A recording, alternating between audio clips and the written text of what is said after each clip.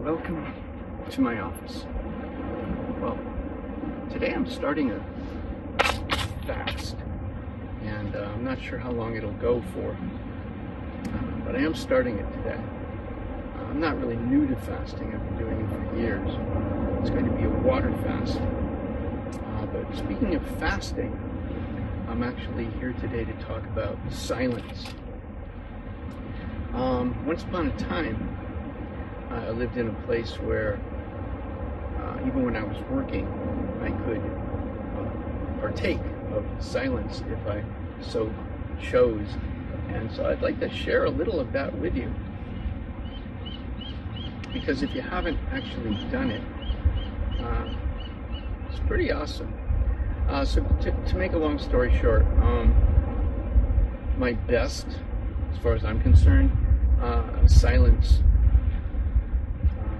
embarkations, what would you call it? Silence fasting. Kind of like water fasting, where all you're doing is water. Silence fasting is where you're just being totally quiet, not talking at all. If you talk even once, you're messing it up. You know, so you've got to have the mindset and the environment to actually be able to carry it off. I was on staff at a university where I did the circulation desk at the university library, and they understood things like that. So I could just pull out a little note that said, "In silence," or "practicing silence." I forget what it was because it was decades ago now. But and it would be like, oh, okay. So I'm going to talk a little bit about it in case you would like to check it out yourself.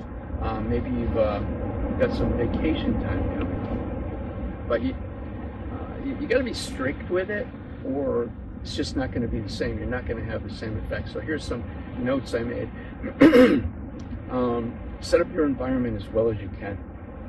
You know, like get yourself someplace where if there are people around, they know you're going to be practicing silence, so there's not going to be any confusion when you're not answering with words and you're just writing things out. You want your environment to be as stress-free as possible. Nature walks are really great. In some kind of non-crowded setting, like if you're falling in line with a tourist group going someplace, it's not quite as good. As far as I'm concerned, these are my opinions. So yeah, nature walks, out by the beach, along the beach, something like that. For me, ideally, I like to be alone when I do my silence. Now, it's been actually decades now since I've done any, just because my environment hasn't been, in my mind, supportive of me doing that. There's no way. I could have done a 2-week silence fast in recent or even a couple of decades long history. So nature walks, write notes. Reading is good, as long as it's something kind of, calm and peaceful. Not really a time to be studying like heavy stuff that's, just keep it light. I would recommend no movies. Movies have their own thing going on, with their own story. I mean, the whole silence thing, it's you getting more in touch with you and yourself and the silence within. So I would recommend no movies. Definitely, if somehow you feel completely stuck and you got to go to a movie with somebody, no action films, no horror movies. It's like, no, man, that's not it. Avoid noisy people. I mean, seriously. I find that when I'm doing the silence fast, that noisy people, noisy places, avoid noisy places too. They just feel very harsh and grating to me. Keep your focus peaceful. Keep your focus relaxing. If anything does come up that you find disturbing, and you're still able to maintain your practice of silence, just, get over it, move through it. And if you're a meditator, this is a good time to get some extra meditation time going. Yoga, that's also great. These are just the things that are occurring to me right now.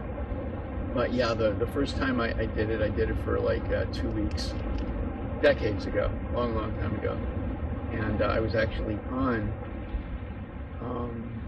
a meditation course kind of thing. And then when I did it after that, like I said, I was